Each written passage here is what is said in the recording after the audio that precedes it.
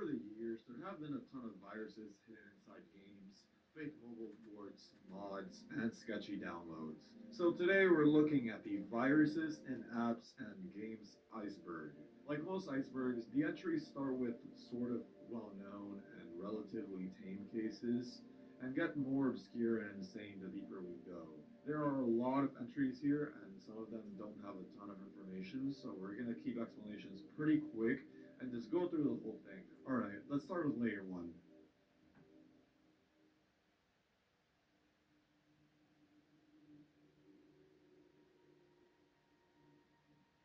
So for the first tier, some of these entries are not 100% verifiably true, but I included them here anyways because they were kind of disturbing or obscure. So yeah, let's get into it.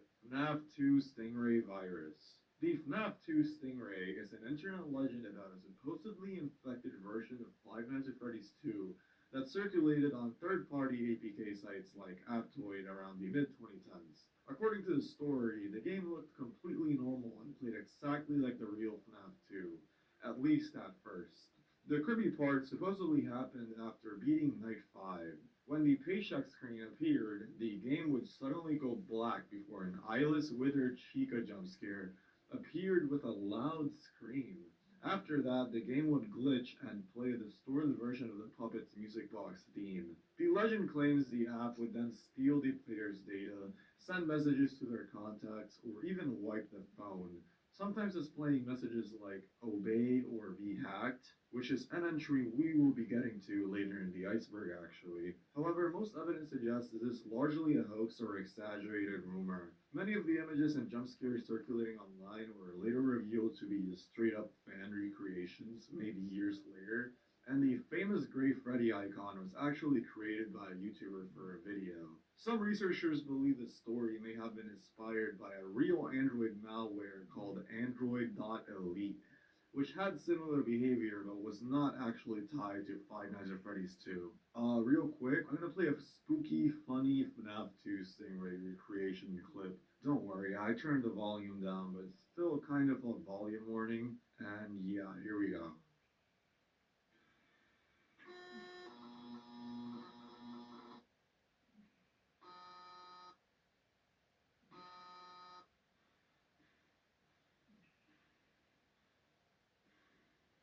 Minecraft Stingray or Herobrine Virus APK. I included both of these together because they are kind of similar. Minecraft Stingray is another internet rumor about a fake pirated version of Minecraft that supposedly contained a virus. According to the story, the game could be downloaded from shady websites promising quote unquote Minecraft free download. At first, the game supposedly works like normal Minecraft. Players can create worlds, mine resources, and explore just like the real game. But after playing for a while, strange things start happening. The world becomes empty, the sky turns black, and eventually a screamer image of Steve or Herobrine, but probably Steve because from what I'm looking at, it has black eyes. But it could also be Herobrine. I don't know. It suddenly appears along with a loud scream. The legend claims the program then corrupts the computer or phone, sometimes even causing crashes or a blue screen. However, there is no real proof this version ever existed, obviously. Most sources say it's simply a creepypasta story, likely inspired by other fake virus game rumors like the Five Nights at Freddy's Stingray APK. These scary icons and screenshots circulating online were also created later by fans, not from a real infected version of Minecraft. They were not actually real, but it was just that they were fan recreations. So yeah.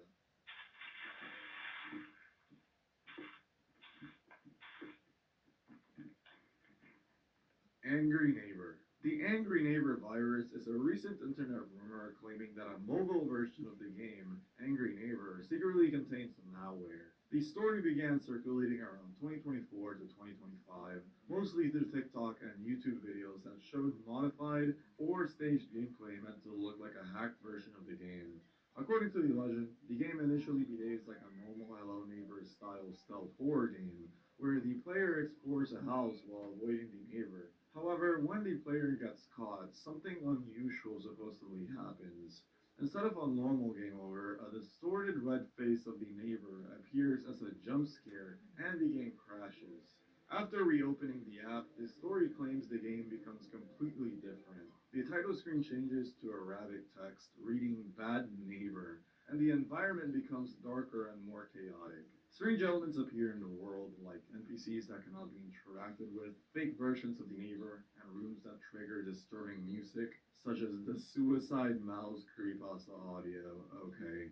Eventually, the player reaches a hallway where the screen displays run, after which the game crashes again with another jump scare. Yeah, just creepy shit all around. The rumor says that at this point, the app begins acting like malware, supposedly stealing personal data, vibrating the phone violently, overheating the device, or even formatting the phone entirely, especially on rooted devices. Some versions of the story claim the app requests microphone permissions and then begins freezing or crashing the system. However, most evidence suggests that this is not real malware tied to the actual Angry Neighbor or Hello Neighbor game.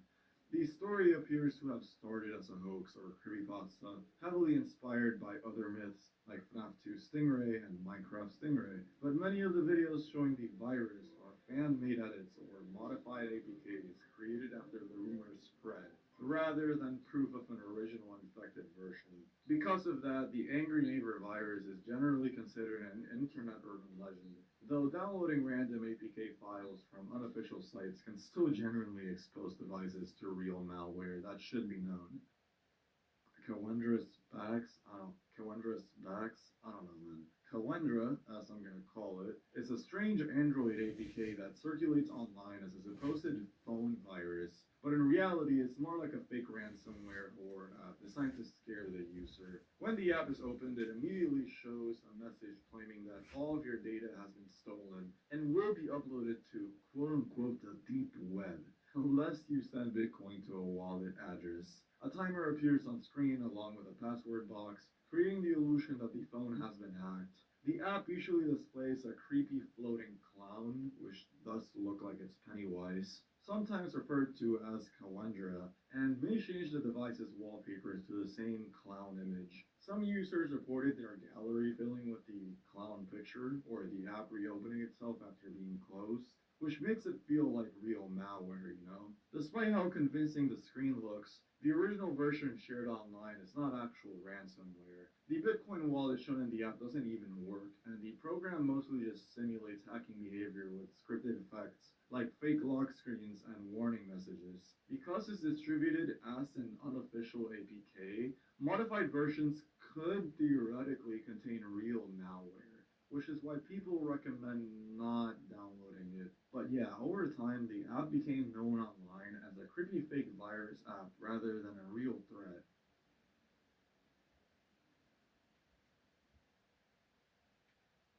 Guerrera Neira Liagos.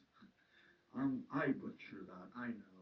Alright, this is an obscure internet rumor about a supposedly dangerous Android app that briefly appeared on the Google Play Store before being quickly removed. According to the story, the app looked harmless at first, but when opened, it would suddenly display a disturbing red figure wearing a white mask along with loud audio taken from the horror legend Akamanto. After a few seconds, the app would repeatedly show pop-ups asking the user to download additional files. The legend claims that shortly afterward, the phone would display warning messages saying the device was infected with a severe virus. One message supposedly stated that the device was damaged and was shut down in a few seconds. After this, an image of a broken Android mascot would appear. The phone would supposedly become permanently unusable. Despite how dramatic the story sounds, there is no confirmed evidence that this app ever existed on the Play Store. Most versions of the story come from YouTube videos, creepypasta style posts, or recreated demonstrations.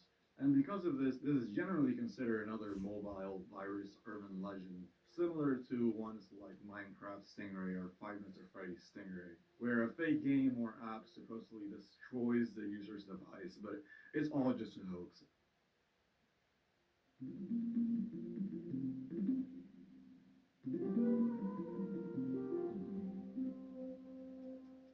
Alright, in layer 2, we're starting off with False Guide.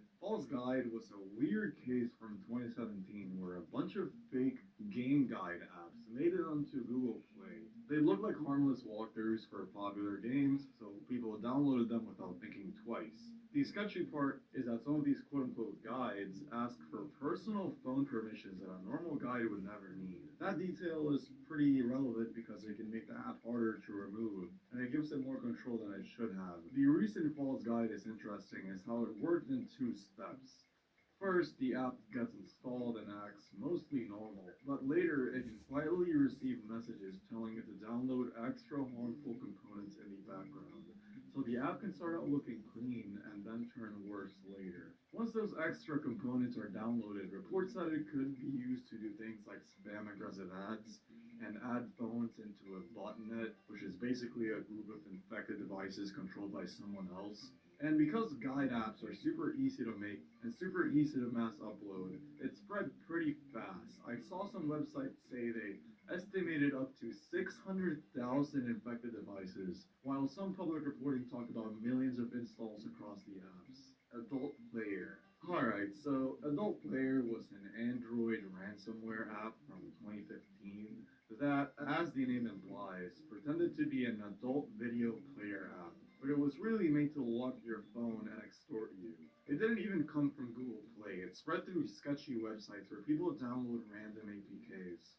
Once you installed it, the app would ask for device administrator access, as seen in the screenshot, which I have to censor because, yeah, even though it's not that graphic, I am not risking it, dude. Again, a big deal because it gives the app more control and make it harder to remove. Right after that, it shows a big screen that looks like an Android update, so it feels normal and you don't panic. Then comes the part that made it infamous. While you're using it, the app checks if your phone has a front camera and silently takes a photo of you. Later, it locks the phone and shows that photo on the ransom screen to pressure you into paying. The ransom amount reported was 500 US dollars. It also wasn't the kind of lock you can just swipe away. Reports say it was designed to stay stuck on the screen, and even if you reboot, it pops back up immediately, so you can't just go into settings and delete it normally. The good news is people weren't totally helpless. The common fix described in write-ups was to boot the phone into safe mode so third-party apps don't start, remove the app's admin access, and then uninstall it. WannaLocker. WannaLocker was basically an Android copycat of the WannaCry ransomware, with the same general vibe and even a similar looking ransom message, but aimed at phones instead of Windows PCs. In 2017, it showed up mainly in China and spread in places where people were already downloading game-related stuff, like Chinese gaming forums. One of the main disguises people reported was a fake plugin for King of Glory, a really popular mobile game, so users thought they were installing an add-on for the game, and instead got ransomware. Once it was installed, it tried to be sneaky and harder to notice. Reports say it could hide its icon from the app drawer and even change the phone's wallpaper to make the infection feel more real, or I guess intimidating. After that, the actual damage starts. It begins encrypting files on the device's storage, meaning your photos, videos, and other personal files can become unreadable unless you get the key back. What's kind of unusual about WannaLocker is that the ransom wasn't some huge number. I saw a write-up say it demanded about 40 Chinese RMB, which is just around $5 to $6, and it asked victims to pay using normal Chinese payment apps like WeChat, Alipay, or QQ instead of cryptocurrency. The idea seems to have been scaring people into paying quickly because it's cheap, easy, and feels like whatever, you get your files back by paying $5. So yeah, Loapi. Loapi was an Android Trojan that security researchers called a jack of all trades because it could do a bunch of different things depending on what the attacker wanted. The most common way people got it was through sketchy ads that pushed you to download a fake antivirus app, or sometimes an adult content app. Once it was installed, it would keep demanding high-level permissions until you gave in, and if you tried to turn those permissions off, it could fight back by closing settings or locking you out. What makes Loapi interesting is that it wasn't just one virus that does one thing. It was built in pieces so it could switch what it's doing over time. In the reports, one Loapi infection could spam you with non-stop ads. Another could secretly sign you up for paid services by messing with text. Another could use your phone as part of an attack on websites, and another could even mine cryptocurrency in the background. The reason people even remember this Trojan though is because it wasn't just annoying, it could actually mess up the phone physically. Some researchers tested it and said the crypto mining part could run the phone so hard that the device overheated badly, and in their test, the battery swelled after about 2 days. So it's one of those rare cases where malware isn't only stealing data or showing ads, it's literally pushing the hardware to the point where it can be damaged. Coronavirus Tracker APK. Coronavirus Tracker APK was one of those early pandemic scams where people were desperately searching for info, so attackers made a fake COVID tracker app and used fear mongering to get installs. The way it's described, there was a site pretending to offer a real time outbreak map, and the download was an Android app called Coronavirus Tracker, but the app was actually ransomware. It would lock you out of your phone and demand money, basically telling you that you'll have a limited amount of time to pay in Bitcoin or you'll lose your data. What's interesting is how it tried to feel legit and urgent. The app would push you to grant a bunch of powerful access that a normal tracker app wouldn't need, and the ransom note would threaten stuff like deleting your contacts, photos, videos, and even leaking social media accounts, which is probably the weirdest thing here. It said it was a screen lock style ransomware, meaning it tries to block the device by messing with the phone's lock settings instead of doing some super complicated computer style encryption. Then this blog that I found, Zscaler, did a deeper walkthrough, and that's where the story gets kind of funny in a dark way. They found that one version was acting way scarier than it actually was. The blog explains that it asks for things like ignoring battery optimization, accessibility taxes, and admin privileges, and then once you press the big scan area for coronavirus button, it shows the ransom screen. But when they looked closer, they concluded the app wasn't really encrypting files at all on that sample. And they found a hard-coded unlock code inside the app, meaning you could unlock it without paying if you knew the code. They also point out it tries to hide itself by hiding the icon and removing itself from the recent apps list. So even after unlocking, you still have to go into your installed apps list and delete it. It's crazy how the pandemic malware era was actually a thing, and like there was a fake helpful app. Like that's kind of crazy. Fake Cyberpunk 2077 mobile APK. Fake Cyberpunk 2077 mobile is for sure one of the most predictable things in this iceberg, because the huge game drops, people search Cyberpunk mobile, and scammers instantly fill the internet with fake versions. The main trick wasn't even giving people an APK. Like, a lot of these pages would make it look like you were about to download a real mobile port, then hit you with that classic device verification, or complete this quick step to unlock the download. In reality, that verification usually meant surveys, shady redirects, or giving away personal info, and you'd never get a real game at the end of it. But there was also versions that went further than scams and were straight up malicious. Weirdly, fake apps was ransomware, meaning it would mess with your files and then demand money. There was a version that added a new file ending to your files and then demanded payment through Bitcoin to get them back. The whole reason it worked is because it looked convincing on the surface. Cyberpunk images, a fake rating, fake developer name, and menus that played cyberpunk themed clips to sell the illusion before sending you into scams or locking your stuff up. The main takeaway is simple. With these, the best case it's a scam funnel, and worst case it's malware. T-launcher spyware allegations. Okay, so the T-Launcher spyware allegation entry is referring to this ongoing internet fight where one side thinks the Minecraft launcher, T-Launcher, is just a Minecraft launcher for people who can't pay. And then there's another side that says that no, this thing is shady and you shouldn't trust it with any accounts. The reason it popped up for me is because people would post in piracy communities where someone claims that after installing or signing into T-Launcher, they started getting hit with account takeovers on random devices. The story usually says that Riot, Discord, Epic, Battle.net, sometimes even YouTube, all get security code email and weird notifications, and the explanation people throw around is that it's not always about stealing your password directly, because if someone on your PC grabs login cookies or session tokens, an attacker can sometimes get into accounts without triggering the normal new device login warnings. The problem is, most of these are still personal reports and screenshots, not a clean breakdown where someone proves that, there's actually malicious code and it's stealing your accounts or something. On the other side, T-Launcher's own site has posts where they straight up deny having spyware, say a lot of accusations are fake, and point to virus total scans and digital signature arguments as proof they're safe. They also try to justify why they host certain downloads themselves, but obviously that's the launcher defending itself, so it's not like that settles the debate for everyone. So the honest takeaway is that this one is pretty messy. There's enough smoke that people keep bringing it up year after year, and even if you don't want to call it confirmed spyware, it's still third-party software that people log into and run on their PC. So yeah, Minecraft skin malware. This entry is one of those cases that sounds fake at first, but it actually happened in a very specific way.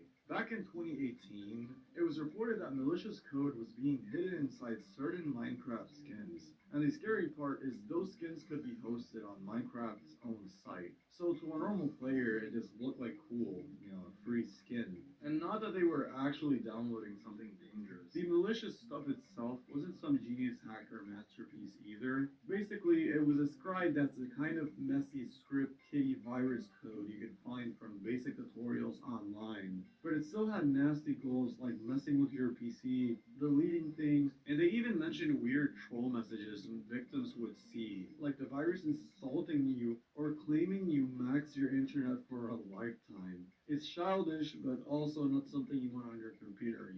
These were some of these skins that were reported to have the malware. What makes this entry worth mentioning, though, is the trust factor. Because people assume that if it's on the official Minecraft website, it must be safe. And it's showed that sometimes a platform can accidentally host something bad until it's caught. Where have we also seen that before? Mojang eventually pushed an update fix for the skins issue, but it is crazy how harmless cosmetic stuff can become a delivery system when a site has a vulnerability.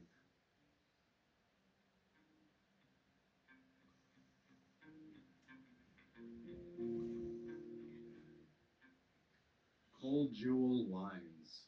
Starting off with a great one, Cold Jewel Lines was an Android game that looked like a normal Candy Crush style game. But as you can assume, it was actually malware, and what makes it extra wild is how people got pushed into it.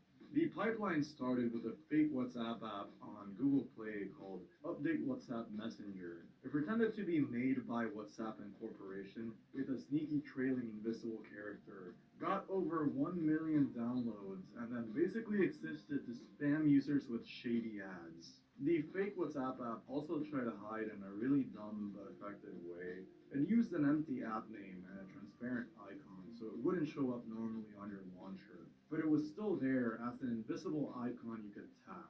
Once you opened it, it hit you with ads that would bounce you right back to the Play Store to install whatever it was pushing.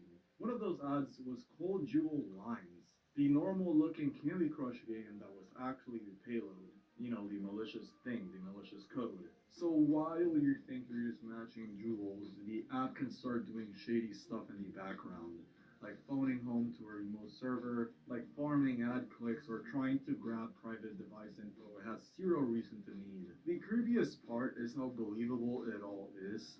Like, it's not a scary hacker app with skull emojis or something like that. It's literally just a bright, generic puzzle game. The kind of thing you download in 5 seconds and never question.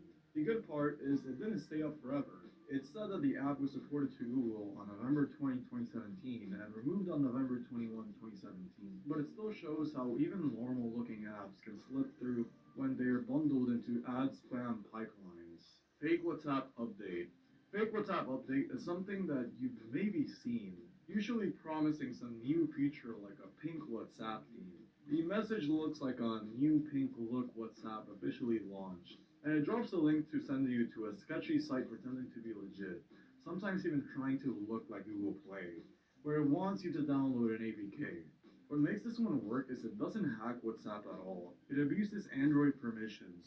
It's said that the fake app tries to get notification access, like the permission that lets an app read and interact with notifications. And once it has that, it sits in the background watching notifications from messaging apps like WhatsApp Business, Telegram, Signal, Viber, Skype, and even some third-party WhatsApp clones. Then the warm part kicks in. Whenever you get a new message notification, it can auto-reply to that person with the same scam text link, spreading itself through your contacts like a Shane message, except automated. And it's extra embarrassing because this vlog notes that the spam replies can be visible in the chat history, so your account basically starts blasting the link to other people. Also, I found a Reddit post talking about that. Lately, in the Portuguese side of the internet, the OP had been seeing those vague posts warning people about some malicious message that said that you need to update your version of WhatsApp. But like if you click the link in it, it gets you hacked or whatnot. They said they couldn't find much info on it, but they reported finding this also on TikTok. But now with a different method, looking like those light up messages that you get for backup storage. And looking this image up, you don't really get many leads anyways. But you do see a bunch of images that lead to Facebook posts warning about it. So this does make you wonder if some of these are just a fake hoax someone invented to go viral, or if there's some credibility in them. Obey or be hacked. So this one's an older Android malware case from 2014, and it's memorable because it wasn't even trying to do the usual pay me money ransomware thing. It was basically a pure vandal Trojan. So it said that it spread while pretending to be the new Angry Birds Transformers game, using official looking graphics to seem legit. Yeah, it spread with an Angry Birds game called Angry Birds Transformers. The moment you open it, it hits you with the classic scary request: device administrator access to apparently complete installation properly. And if you give it that power, the app immediately starts doing damage. It formats the SD card and wipes whatever's on it, photos and files and everything on the memory card. Then it goes for the creepier part. It waits until you open certain communication apps like WhatsApp and Facebook, or even your SMS app, and it literally blocks the screen with a big graphic that says, obey or be hacked. So you can still use your phone for random stuff, but the second you try to message people, it slams a door in your face. It basically stops you and kind of makes fun of you because look at this. It also hides notifications for new texts, so messages can technically arrive, but you don't get alerts. And you can't even open them normally because your messaging apps are being blocked. And to make it worse, it tries to spread and cause chaos by sending SMS messages to your contacts repeatedly every few seconds, like, Elite has hacked you, obey or be hacked. So that's not just embarrassing, it's also really creepy because of the whole spamming your friends with a weird statement. It's just really weird stuff, man. I had to include it in this iceberg. Actually, now thinking about it, maybe it should have gone in layer 2, since it is a better known case of like malware inside a video game, or like a fake game hiding viruses, but yeah, whatever. Hidden ads. Hidden ads is basically a malware adware family that kept sneaking into Google Play by disguising itself as useful apps, especially cleaner apps that claim they'll delete junk files or boost your battery. It was more prominent during 2023 and included apps like Junk Cleaner, Easy Cleaner, Power Doctor, Carpet Clean, and Super Clean, with some of them hitting hundreds of thousands to over 1 million downloads before getting taken down. You've maybe seen these cleaner apps on your grandpa's phone, by the way. The nasty part is that you don't even have to open the app for it to start being a problem. Some hidden ad variants can run automatically after installation and kick off a background service that starts pushing ads nonstop, including random full screen pop ups and ads that appear when you're doing normal stuff like installing or updating apps. Then it tries to make itself hard to catch.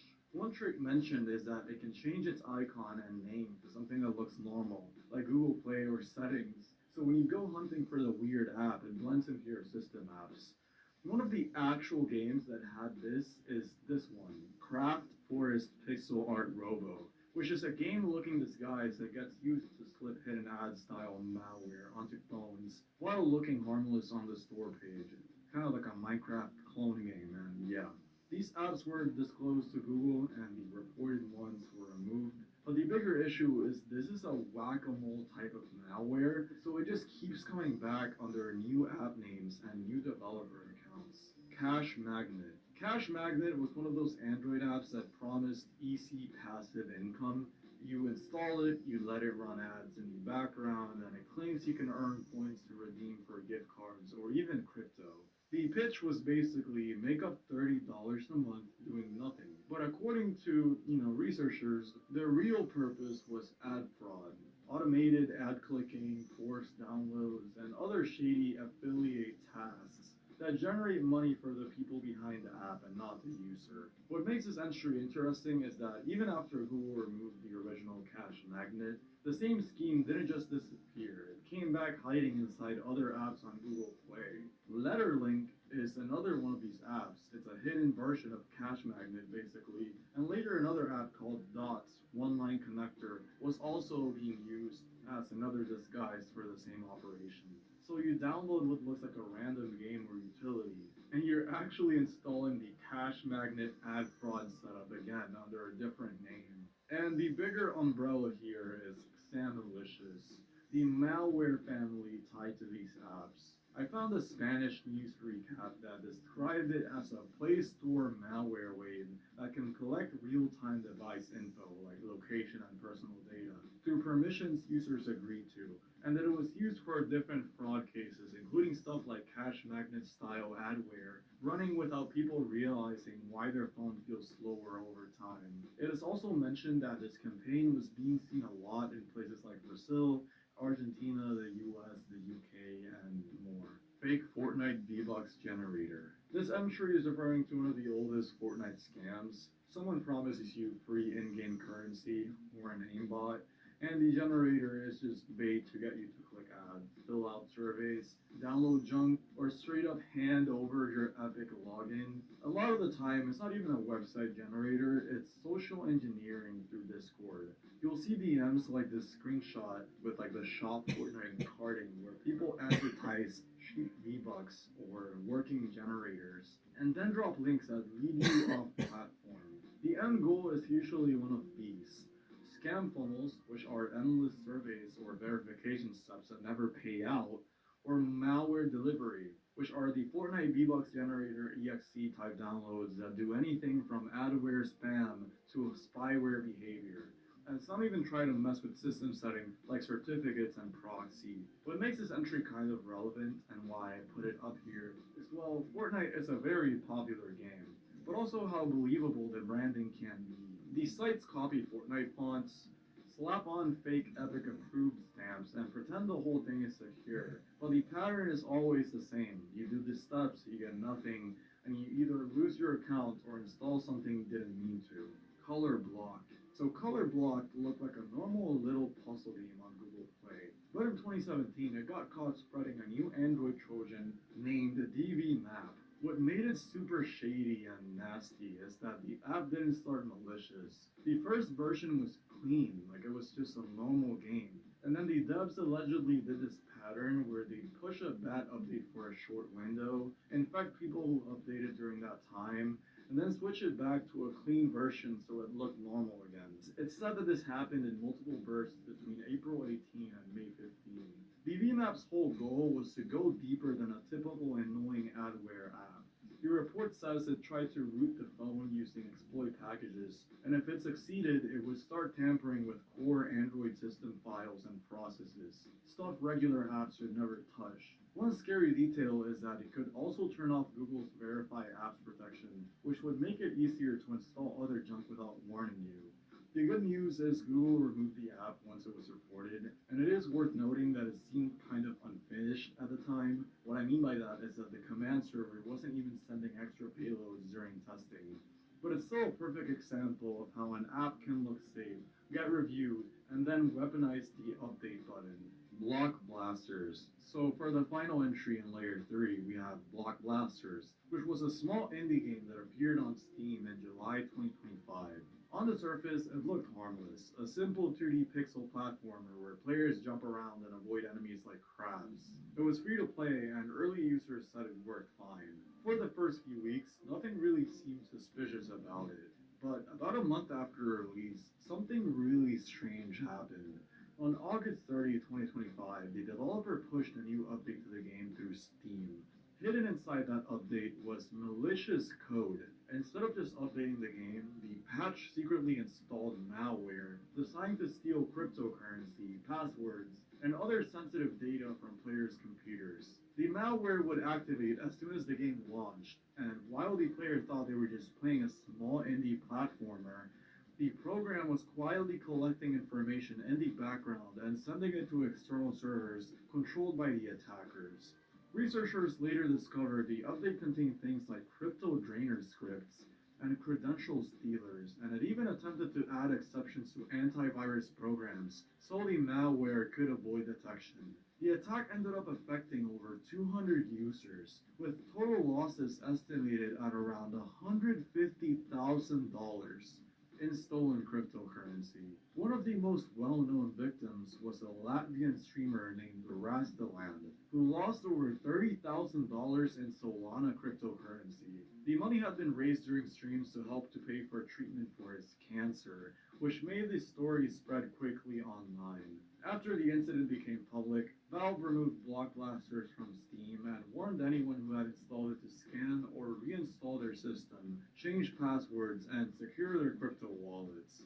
Investigators later suggested that the developer's Steam accounts may have been compromised, allowing attackers to upload the malicious update. Either way, the case became one of the most recent examples showing that even trusted platforms like Steam can sometimes be used to distribute malware through game updates.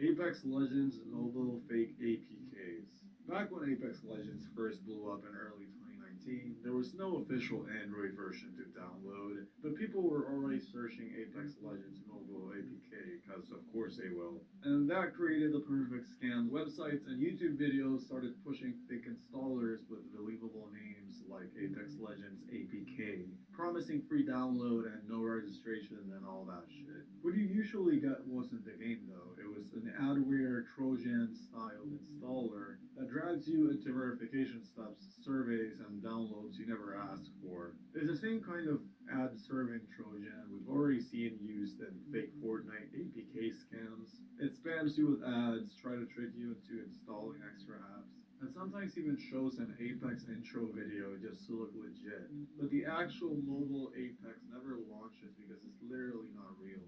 I saw people deadass reporting this stuff directly on the EA forums, warning about spam videos and fake mobile beta links trying to make you install a shady APK file. So the basic rule for this entry is simple. If a mobile version isn't officially released, any APK download you see is automatically suspicious. Electrum. In late 2018, people reported opening popular Bitcoin wallet Electrum and seeing an official looking message telling them that they had to update with a link. The catch was that the link wasn't legit. The way it worked, according to write ups and a bunch of community reports, is that attackers spun up a bunch of malicious Electrum servers. If your wallet connected to one of those servers and you tried doing something like sending a transaction, it could throw an error message and push you towards a fake update download page, sometimes even pointing to a scammy GitHub page. Once someone installed a fake update, it would start asking for stuff that should feel off,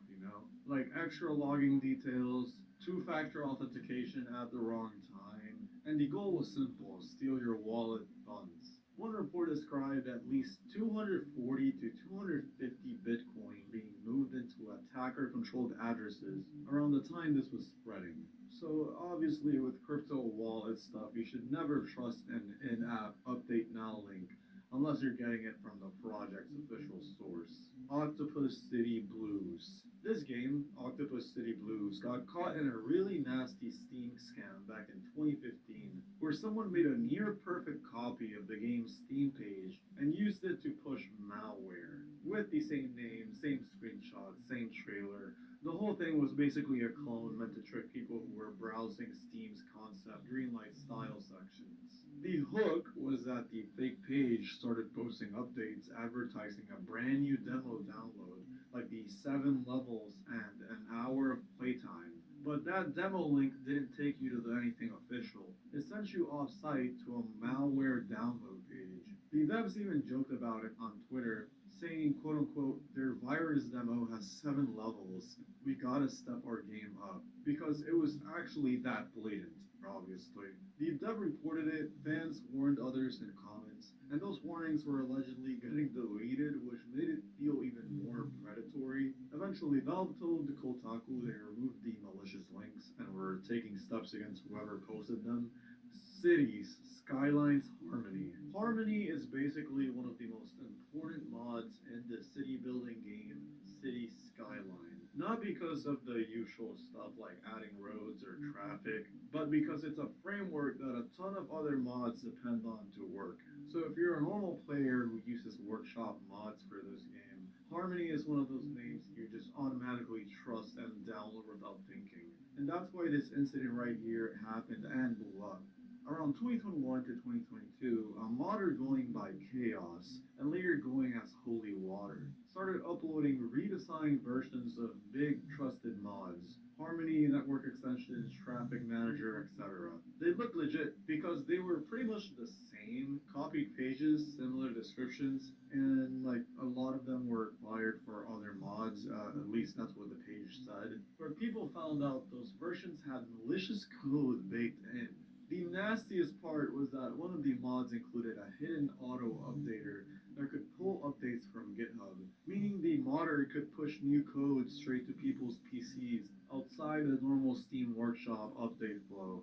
So this mod was really sketchy, if you can tell. On top of that, there were reports it was doing petty targeted stuff too, like fake error messages to scare players into installing the legit mods and switching to his versions, and even a Steam ID list that would mess with specific people, like modders and community members and dev-related accounts. Basically, there was a bunch of drama and sabotaging, and it was all revolved around this malware-shaped delivery system, which was all packaged as helpful redesigns. Valve eventually started removing the mods and banning the accounts, and the city Skyline community went into full emergency, telling everyone to unsubscribe from anything made by Chaos or Holy Water, and only stick to the real workshop pages for Harmony and other core mods.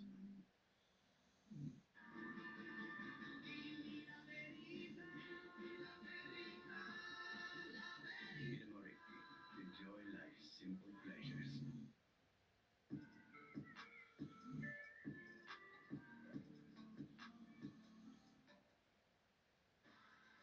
You work hard for your money. Now let it work for you.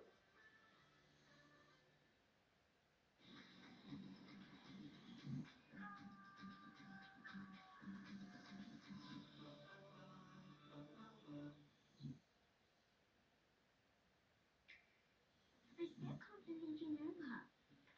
Come in. No visitors.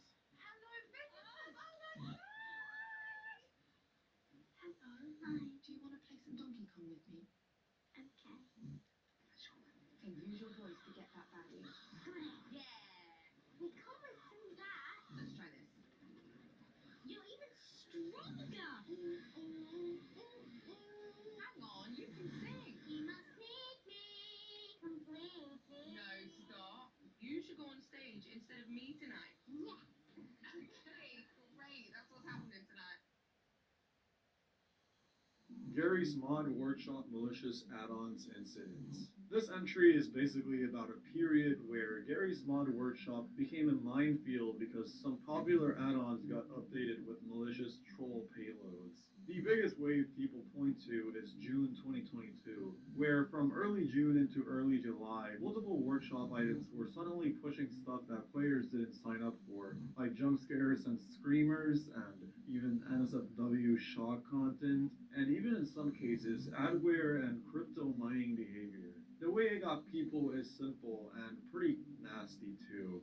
A lot of Gmod players auto-update their subscribed workshop mods, so even if an add-on was totally normal yesterday, an update could turn it into something hostile overnight. In some write-ups I read about the incident, one of the early flashpoints was a creator who allegedly changed several of their own add-ons so that when you loaded into a map and did basic actions, it would trigger a loud sound plus a graphic gore or just shock image. And after that, other people jumped in and started doing similar malicious updates too, either to troll or as revenge or drama. What's crazy is this wasn't coming from some external download site. It was the actual official workshops, the place you're supposed to trust. So you boot up Gmod, load a map, and suddenly you're getting hit with something disgusting, or your PC is getting destroyed because an add-on is doing some shitty stuff in the background. There were also claims of more destructive behavior, like messing with folders, which is why the whole thing got treated as a serious community panic. Most of the fix advice people shared was straightforward, obviously unsubscribing from anything suspicious, deleting your Gmod workshop downloads, and verifying or reinstalling so you're not leaving modified files behind. And then long term, it became a reminder that with workshop mods, you're always kind of trusting that the author won't flip and push a bad update. It is also worth noting, I saw mentioned online of a smaller repeat wave in mid to late 2023, like a second coming of this, but not as big as the 2022 mess. Angry Plains GTA 5 mod malware. Angry Plains was a GTA 5 PC mod from 2015 that literally did what it says. It spawned planes that attacked you. But people later found out it was also hiding malware in the background. Players noticed a random C-sharp compiler process running while GTA was open, which obviously shouldn't be happening in a normal mod. That trail led to a file called FadeExe, which needed internet access and was being described by the community as a keylogger, which is just basically tracking what you write on your PC. What made it nasty is that it wasn't a broken scam mod.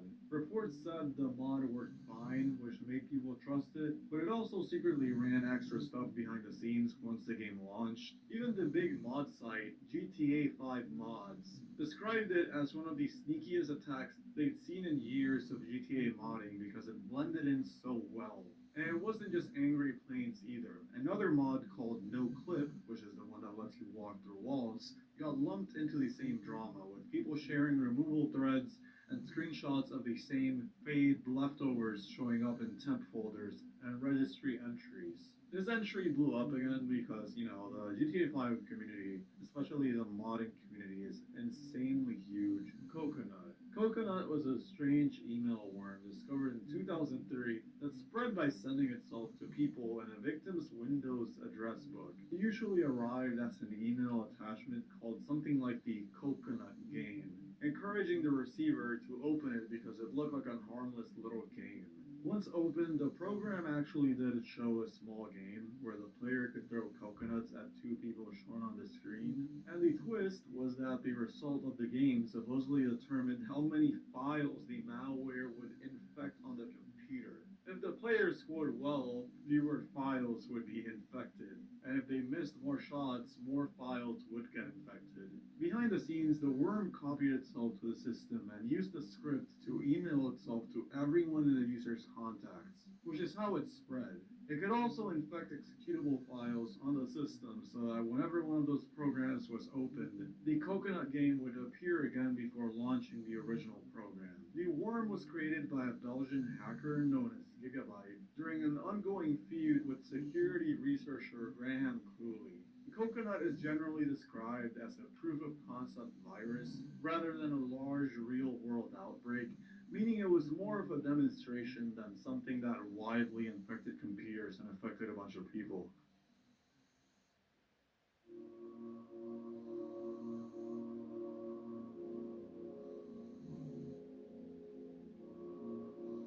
Dark Souls PC RCE vulnerability. Back in January 2022, From Software or Bandai Namco shut down the PC online servers for the Dark Souls games after people confirmed a really nasty exploit, a remote code execution bug. An RCE, or remote code execution, is basically a scary version of a hack. It means someone can potentially make your PC run code you never approved, just from interacting with you through the game's online systems. The reason the community took it so seriously wasn't because, someone could grief you in PvP or something. There was an infamous moment where a streamer got hit live, and the attacker allegedly used the exploit to pop a PowerShell message on their computer computer, which made it feel way more crazy than the usual cheater drama.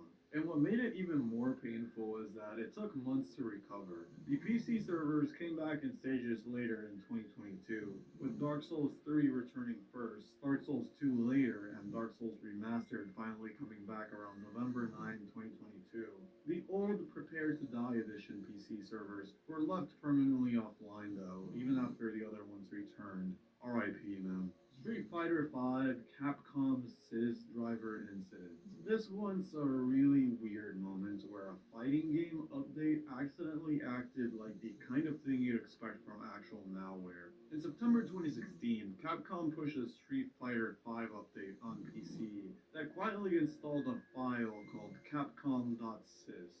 The idea was apparently anti-cheat or anti-crack, but the problem is it behaved like a kernel-level driver, meaning it could potentially give other programs on your computer a way deeper level of access than they should ever get. That's why people were calling it a backdoor situation, not because Street Fighter V was trying to hack you, but because the driver opened a door that someone else could abuse. Once people noticed, Capcom pulled back the update while keeping the new character and content stuff, but the driver didn't automatically disappear for everyone. So they later released another update that included an official removal tool meant to wipe the Capcom sys driver and any other related traces. It's kind of funny because it's one of those cases where a legit anti-cheat move ended up looking way too close to the exact thing it was supposed to protect people from. Genshin Impact anti-cheat driver exploited for ransomware. This entry is about a weird situation where a real piece of a real video game got reused as a tool in an attack. On PC, Genshin Impact comes with an anti-cheat driver called this, which is basically a component that runs with way more power than a normal app because it's meant to catch cheaters messing with the game. Apparently what happened is that attackers abused that driver's power to shut down security programs and defenses on a company's computers, then launched the real bad stuff, which was a ransomware that encrypts files and drops a ransom note. They didn't even need some sketchy unsigned virus driver. They used a legit code-signed game driver as the tool. And other reports pointed out that the driver could stick around even after uninstalling the game, meaning it's something that could exist on PCs without the person thinking about it anymore, which makes it easier for attackers to bring their own copy and use it as a tool. Tesla Crypt. Tesla Crypt was a ransomware strain from the mid-2010s that got infamous because at first it didn't just go after important stuff like documents, it specifically targeted video game files. Early reports say it hunted down save data and other game-related files for a bunch of popular games like Minecraft and COD, and then locked them up so you couldn't access them anymore. How people got hit varied, but one big thing tied to Tesla Crypt's early spread was the whole exploit kit era, where just visiting the wrong compromised site could lead to malware getting dropped in the background. After encrypting files, Tesla Crypt would hit victims with the classic ransom demand. Pay money, usually in Bitcoin, to get a decryption key, except in this case, it was extra brutal if you were the type of person who cared about years of saves and mods. There was a huge plot twist at the end though, as in May 2016, the Tesla Crypt operators shut it down and released the master decryption key, and security companies used that to publish free decryptors so victims could recover files without paying. World of Warcraft Warden spyware controversy. Back in the mid-2000s, Blizzard added an anti-cheat system to World of Warcraft called the Warden. The idea was pretty simple. Detect programs players were using to cheat, like bots or hacks that automated gameplay or gave unfair advantages in this very competitive MMO. But when people started digging into how the system worked, it quickly turned into a controversy. A security researcher named Greg Hogland analyzed the program and claimed that the Warden appeared to scan the names of running programs and certain data on the user's computer while the game was running. According to his blog post at the time, these scans could pick up things like the titles of open applications, URLs in browsers, or other text strings. Because of that, critics started calling it spyware, arguing that the system was looking at far more information on a player's computer than was necessary just to detect cheating. Blizzard pushed back on those claims and said the system was only checking for known cheating tools, not collecting personal information from players. The company also pointed out that the anti-cheat system was mentioned in the game's terms of service, and that these scans were meant purely to protect the game from bots and hacks that could ruin the experience for millions of players. Still, the debate sparked a bigger conversation at the time about how far anti-cheat software should be allowed to go, since many players don't read the fine print of game agreements. Some groups question whether companies should be allowed to run programs that inspect part of a user's system in the background, even if the goal is stopping cheating. Guild Wars 2 anti-cheat scanning controversy. So similar to the last entry, in 2018, Guild Wars 2 got into a small controversy after ArenaNet suddenly suspended about 1,500 accounts for allegedly running cheating programs. What made the situation blow up online was how those players were supposedly detected. A security researcher named Fabian Wosar, who was one of the banned players, reverse engineered a recent game update and claimed that the client had been quietly scanning the processes running on players' computers. According to his findings, the game was checking what other software was open on the system and sending that information back to ArenaNet servers in order to look for tools that could potentially be used to cheat. The problem people pointed out is that some of the programs the game was looking for had completely normal uses. Wosar himself said he had some of them running because of his job, not because he was cheating on the game. Critics argued that simply detecting those programs didn't necessarily prove someone had used them to cheat in Guild Wars 2, which led to accusations that the game was basically spying on players' computers. ArenaNet acknowledged that some of the software they were targeting could have legitimate uses, but says the suspensions were based on accounts that had been running those programs alongside the game for long periods of time over several weeks. So yeah, more anti-cheat systems monitoring players' computers, I guess. Red Shell tracking controversy.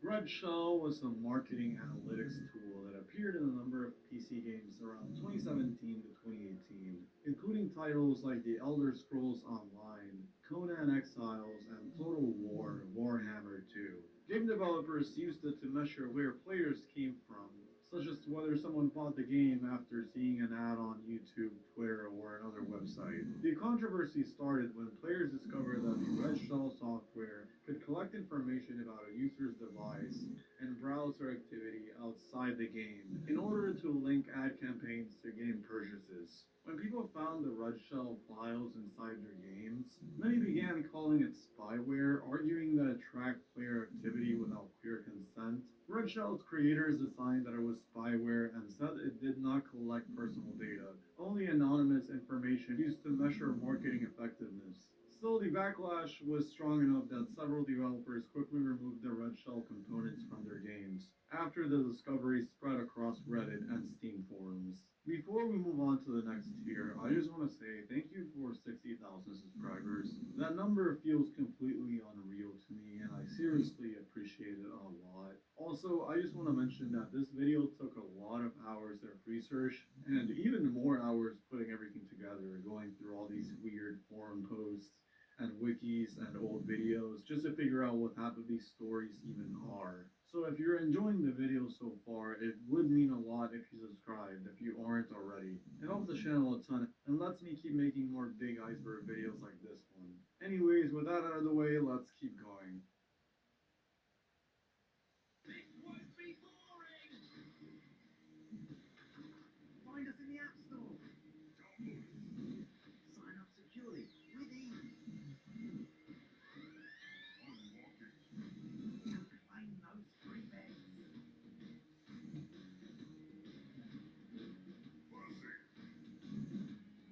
Join the thousands making the move. Midnight. Bet £10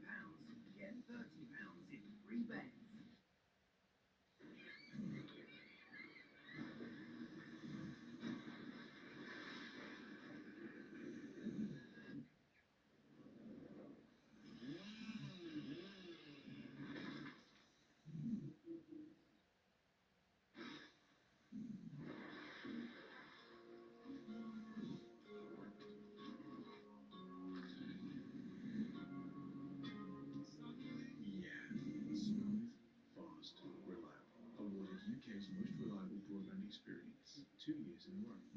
Virgin Media.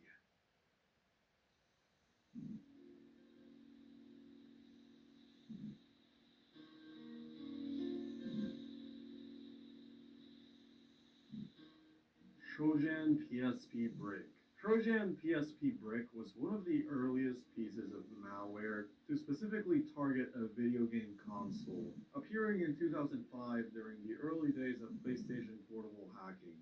At the time, many PSP users were downloading unofficial patches and tools that allowed the device to run homebrew software or pirated games. The Trojan was disguised as one of these patches. It claimed to help users downgrade or modify their PSP firmware so they could run unsigned code. But once installed, the program did something far worse. It deleted several critical system files from the console's internal storage. After this happened, the PSP could no longer boot properly. The device would effectively become unusable, which is where the name PSP Brick comes from, because the console was basically turned into a non-functional brick.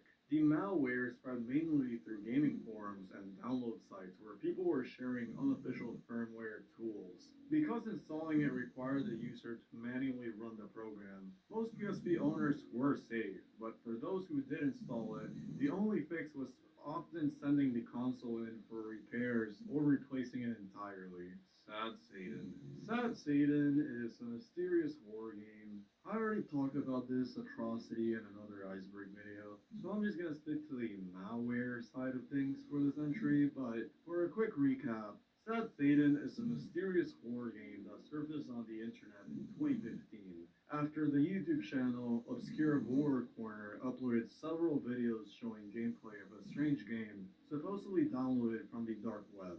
In the footage, the player walks through endless black and white corridors while disturbing audio clips play in the background. These include distorted interviews with criminals, reverse music, and other creepy, unsettling sounds and shit like that. Through the game, random images flash on the screen for a few seconds before disappearing, often referencing crime, abuse scandals, or controversial historical figures. What made the game especially infamous was what happened after people tried to download it themselves.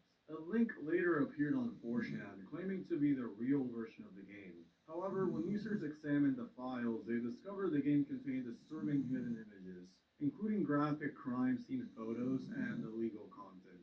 Some players also reported that the download included suspicious files that behaved like malware, causing system errors, crashes, or antivirus warnings. Because of this, many people believe the version circulating online wasn't the version that Obscure Horror Corner posted on his channel, but instead a malicious clone uploaded by trolls. Others think the entire story might have been partly staged to create an internet mystery. The original version shown on YouTube was never publicly released, because Obscure Horror Corner apparently didn't want people seeing what the game actually contained. So it's still unclear what the true Sad Satan game actually contained, making it one of the most famous dark web gaming legends, regardless of any malware. Nintendo DS Brick Trojan.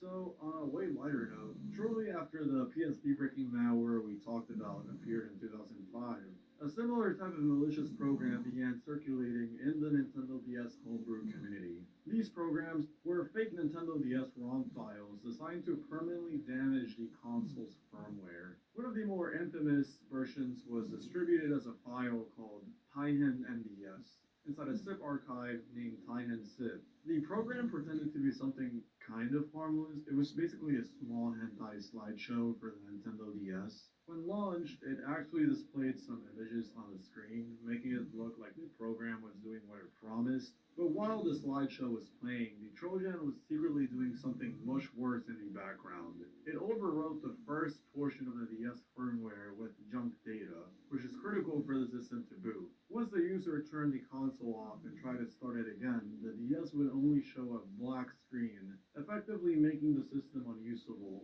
or, bricked. Another version called ROM Loader NDS disguised itself as a tool that could automatically patch DS ROMs when loading them, but instead of doing that, it performed the same destructive action and then showed a simple image of a brick wall, almost like the program was mocking the user for what happened. These Trojans mainly spread through IRC channels, forums, and ROM sharing sites, targeting people experimenting with flash cartridges or unofficial DS software. Later on, the developer associated with the Trojan, Dark Vader, publicly apologized after the incident caused backlash in the homebrew community. The incident became one of the earliest examples of console targeting malware, and it served as a warning that, downloading random ROM tools or homebrew from unknown sources could literally destroy the device you were trying to mod.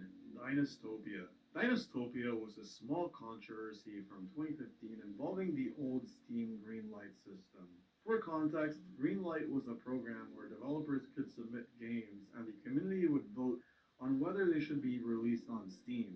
The page for a supposed game called Dynastopia appeared on Greenlight and advertised a beta version of the game that users could download. However, the file wasn't hosted on Steam itself. Instead, it linked to an external download, which is where the real problem started. People who downloaded and ran the file discovered it wasn't a game at all, it was just malware. So once executed, the program reportedly locked the user's desktop and requested administrator access. In some cases, users said their desktops were wiped or replaced with a simple message that read "Nope."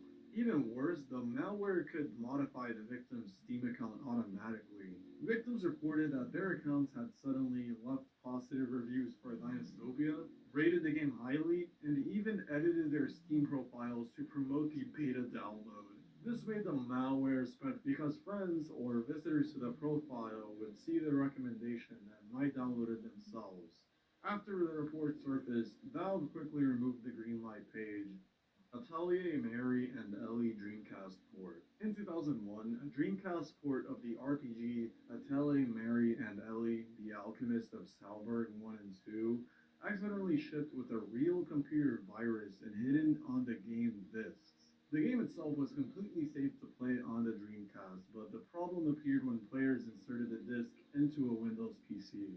The disc contained some bonus content that could be accessed from a computer, including an Atelier screensaver. Unfortunately, that screensaver file was infected with the Chris virus, which was a destructive piece of malware that had already been circulating since around 1999.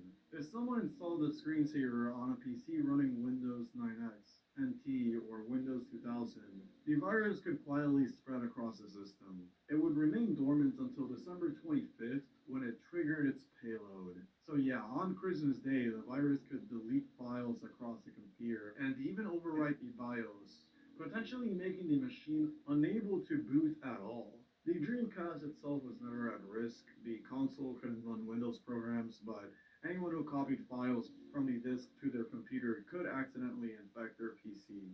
Only a few days after release, the publisher, Cool Kids, issued a public apology and warned customers not to open the bonus files on a computer. Players were even encouraged to return or destroy their copies of the affected discs while a clean version was prepared. Luckily, the game was released only in Japan, which kept the incident relatively contained. If the infected discs had been released worldwide, the Chris virus could have spread much more widely through PC users who simply wanted to check out the bonus content on their game disc.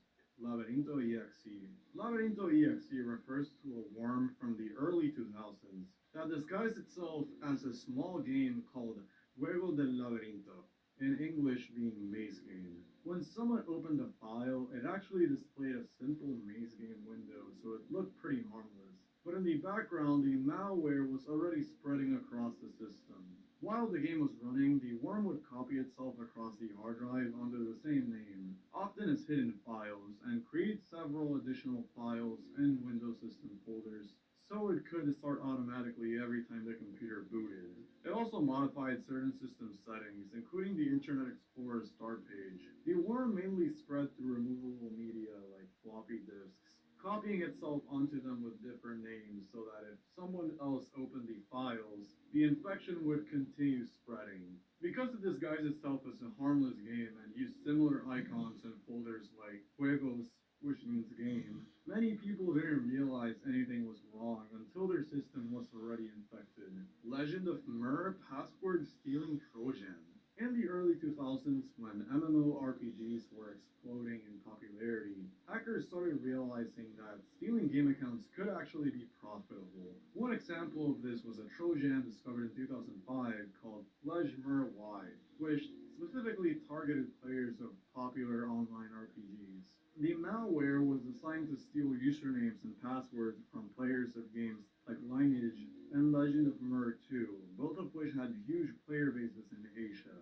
At the time, these games had millions of active subscribers, and many players had spent hundreds or even thousands of hours building valuable characters and collecting rare items. Once installed on a computer, the Trojan would secretly monitor the system and capture login information when the player signed into the game. That information could then be sent to attackers who would log into the stolen accounts and take anything valuable, like characters and equipment or in-game currency, which could later be sold to other players too. Security researchers also noticed that the Trojan attempted to disable antivirus software and other security programs, making it harder for the victim to detect what was happening. What made this case notable was that it showed how online game accounts had become valuable enough to attract real cybercrime. Instead of just causing chaos or destroying files, this kind of malware focused on stealing digital property from players. By the mid-2000s, attacks like this were becoming more common as MMORPG economies grew larger, and game accounts started being treated almost like real financial assets on underground markets. Way up here, right at the edge of oxygen, in space. O2 satellite keeps you connected in more places than ever before. So even when you're far from everything, you won't have to miss a thing. Introducing O2 satellite. Essential for living.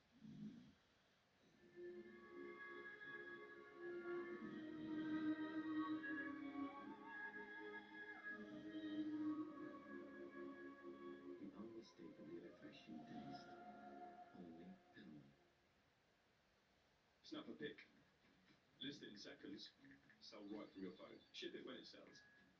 Those board games you haven't played, the records from another era, and paperbacks waiting for their comeback. They could be your ticket to that vinyl records you've been eyeing. With zero selling fees, it's never been easier to pass things on. Make room for what's next. Sell Vinted and give your pieces a second life.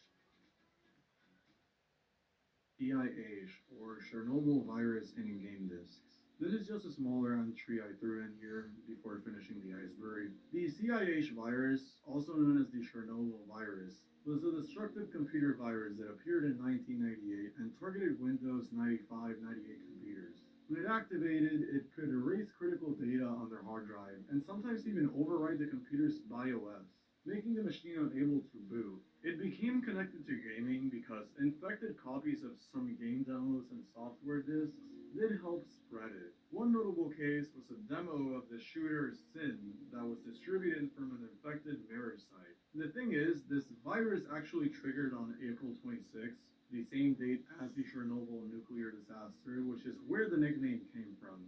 And at its peak, it infected millions of computers worldwide, and it caused major damage to infected systems. Pretty crazy stuff. Dystinia 6. Dystinia 6, also called D6 Grow, is an obscure creepypasta-style story about a supposedly cursed mod for the game Serious Sam. Yes, it is a creepypasta-style story, but I did throw it in here as the last entry, because I did find this entry a little creepy. So, according to the story, someone downloads the mod from a mod site and installs a Russian translation required to run it. Once the game starts, things immediately feel wrong. The mod mostly consists of empty corridors, caves, and strange environments where almost nothing happens except walking for long periods of time. Occasionally, strange messages appear, along with distorted text and unsettling audio.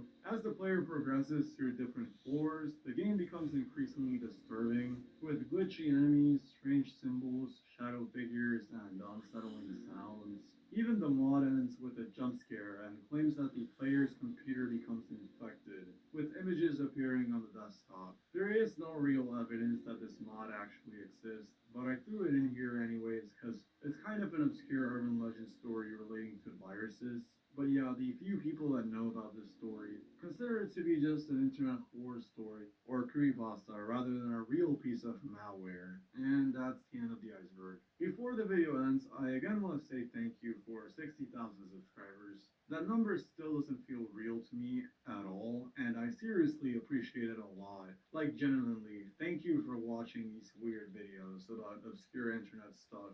And if you somehow made it all the way to the bottom of the iceberg, you're probably exactly the kind of person who enjoys this kind of content. So if you're not subscribed yet and you enjoy the video, it would mean a lot if you subscribe. It helps the channel a ton and lets me keep making more long videos like this one. Anyways, that was the games and apps with the viruses iceberg. Thanks for watching and see you on the next one. Bye.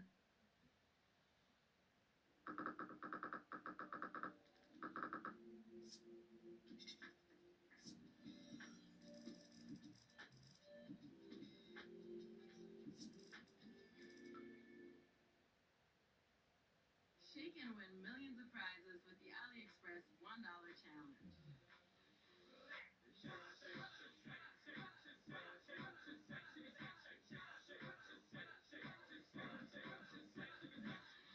Get unreal deals for just $1. Win $10,000 in flight credits and $3,000 AliExpress shopping spree. Download, shake, win.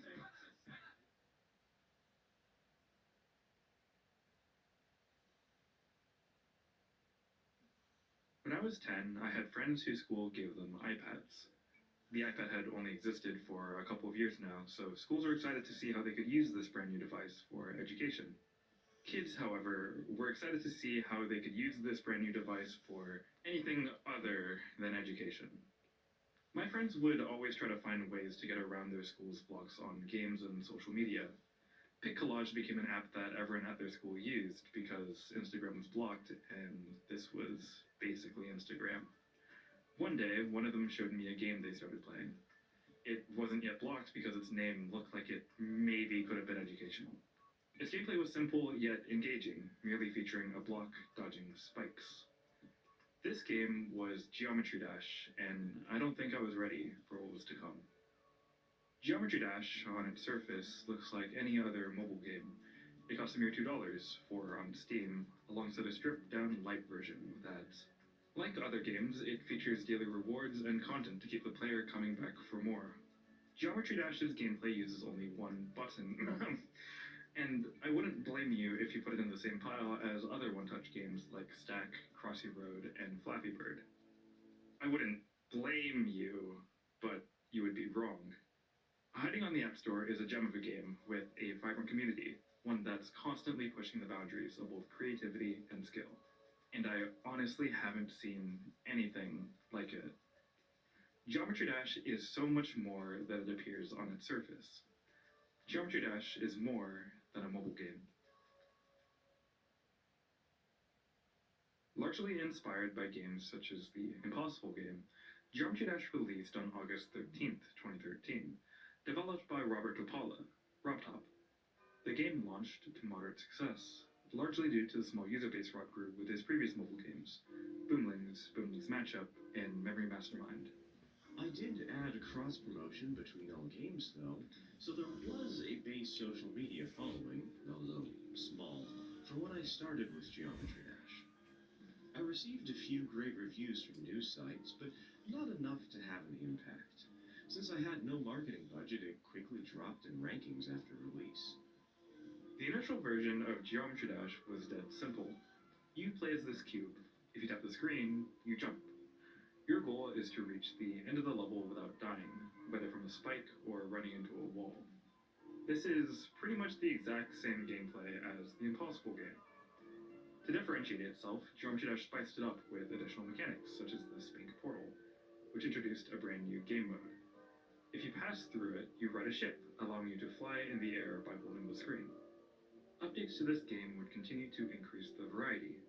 Update 1.1 released a month later with a new level and the ability to reverse the screen direction. Yet another month later, Update 1.2 introduced the ball game mode, which flips its gravity on a tap.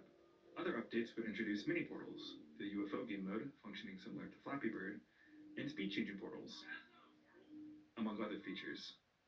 It was around this time the game really started to grow in popularity. By June 2014, Geometry Dash had garnered over 20 million downloads across its free and paid versions. Entirely through word of mouth, the game rocketed to the top of the App Store charts, where it remains to this day. This is where things get interesting. On January 16th, 2017, Geometry Dash's 2.1 update would be released to the world. It was an excruciating wait for the GD community.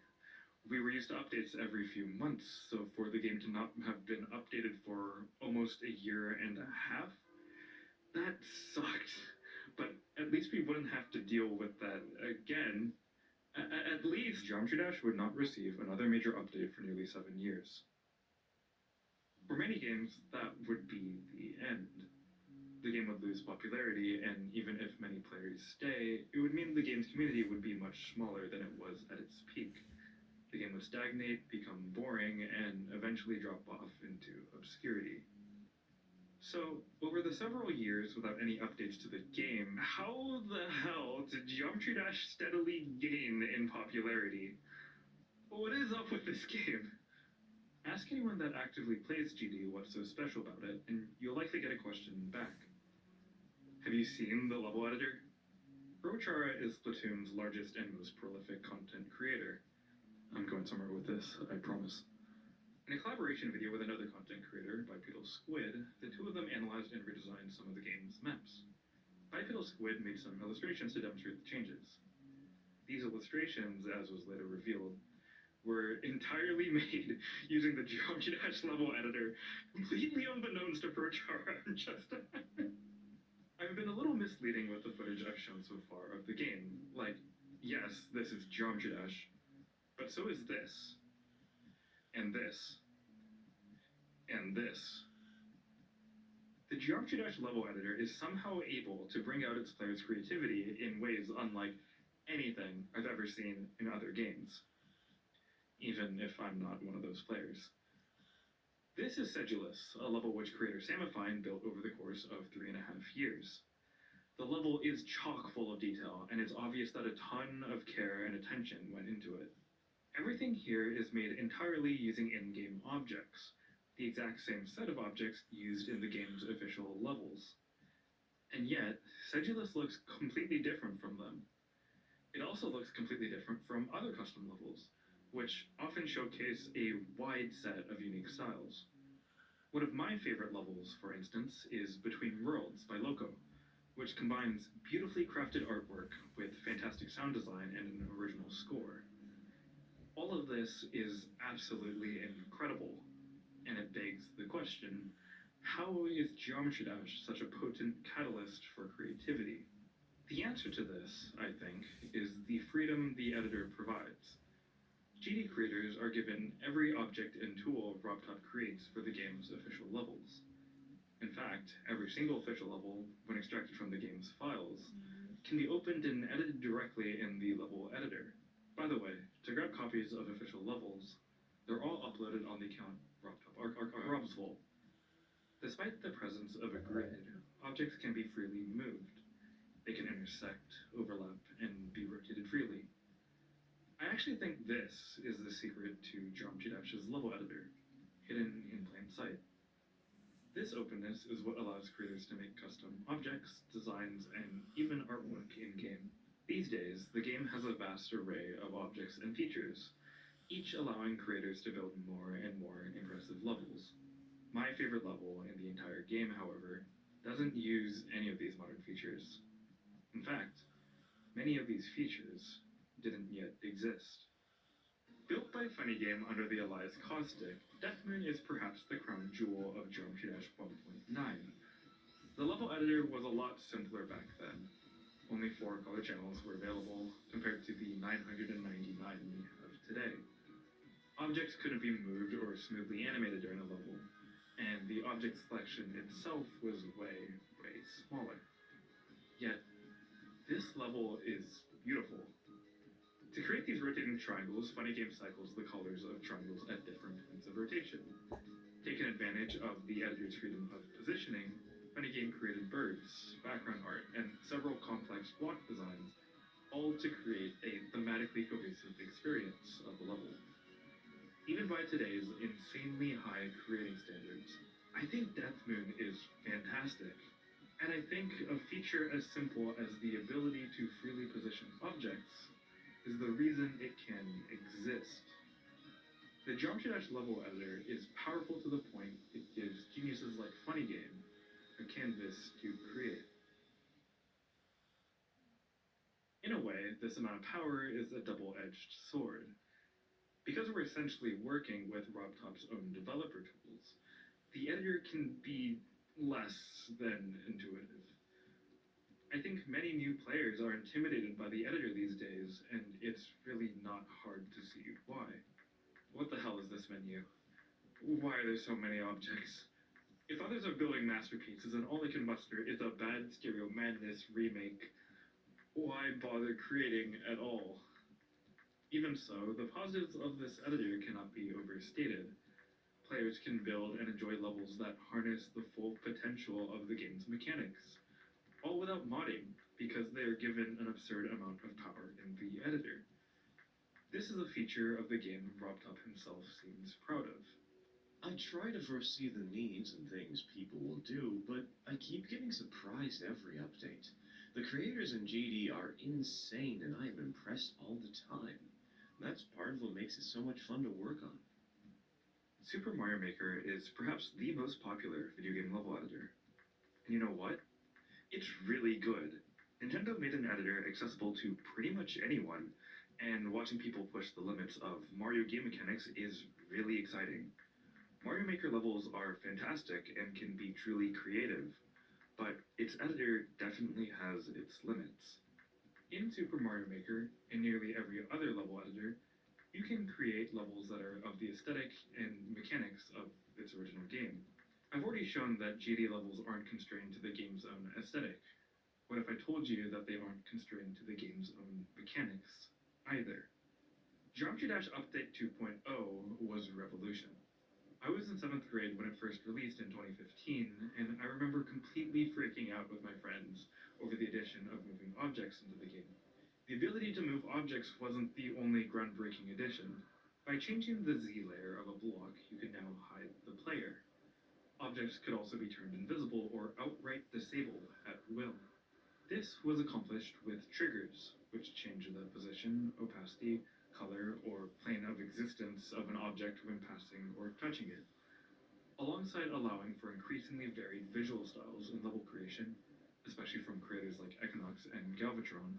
Update 2.0 allowed creators to build levels that didn't play like Geometry Dash at all. Serpunge was the pioneer of this, especially with his Ultra Game series. Update 2.1 would add even more features for creators, and with nearly 7 years to dwell on this version of the game, the community pushed it to its absolute limits. This is Master Game, a top-down adventure game created by Serpunge, even featuring an NES-like save password system. It's a Geometry Dash level. This is Karting Dash, a simple racing game made by Maxiland, inspired by Mario Kart Wii. It's a Geometry Dash level. This is Brainfugged, a programming puzzle game by Sputniks. It is a Geometry Dash level. This is what? A 3D rendered level built by Sputniks using a programming language he wrote specifically to generate Geometry Dash levels. And Netantaria didn't even need any sort of programming language to create the soft body physics engine. They just used the Geometry Dash level editor. These are not the sort of things that are normally possible in a level editor, let alone running in an unmodded game. The closest thing I could think of anywhere near this level in a video game would be what people have accomplished with Minecraft Redstone. But Redstone's entire purpose is the construction of logic circuits. Geometry Dash wasn't meant for this. This is insane. Of course, not everyone can build that. I certainly can. But that didn't stop me from creating. With Regina Blitz and Regina Blitz Giant, you'll clean up in a flash. Something got you squeezed, has it? I bet it. You can sell the things that take up space in all kinds of categories with no selling fees. Don't use it, sell it.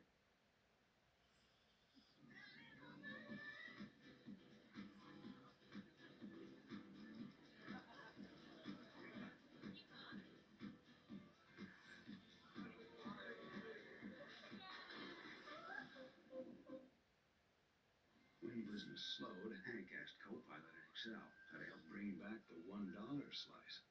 Suddenly, Hank says, you gotta try this place kind of thing. Alright, thank you. Hank makes the pizza, Copilot handles the spreadsheets.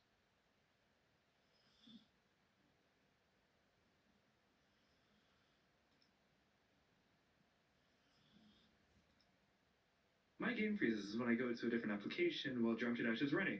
I don't know what the problem is. It's annoying. What? The Geometry Dash Steam discussions page has always been an interesting part of the community. It's shockingly active, yet it's divorced almost entirely from the rest of the community. It's a weird, independent microcosm of Geometry Dash players. A Mega Collab is a level built collaboratively between several creators, and it was rather common for people on Steam discussions to try to plan them. Very few of them were actually made, but at some point during 2.0, 13-year-old me thought to join one. So anyway, I'm doing a Mega Collab. I'm looking for 15 people to sign up. The sign-up answered the following. Your GD name, your best level ID, and they could be tiny, just show what you can do, and what part you want. Toto, best level, first level ID 193977704. By the way, that doesn't showcase my true capability. I'm Working on a spot right now. part requested 11. You're in. One by one, meet each of the 16 slots filled with creators, chosen by the level's host, Xandid. And soon enough, we were ready to begin. It was a rocky road to completion. Wait, what, the video switches? Guys didn't know this, and now post on the my guys, and make me post on my long video then guys. Bye.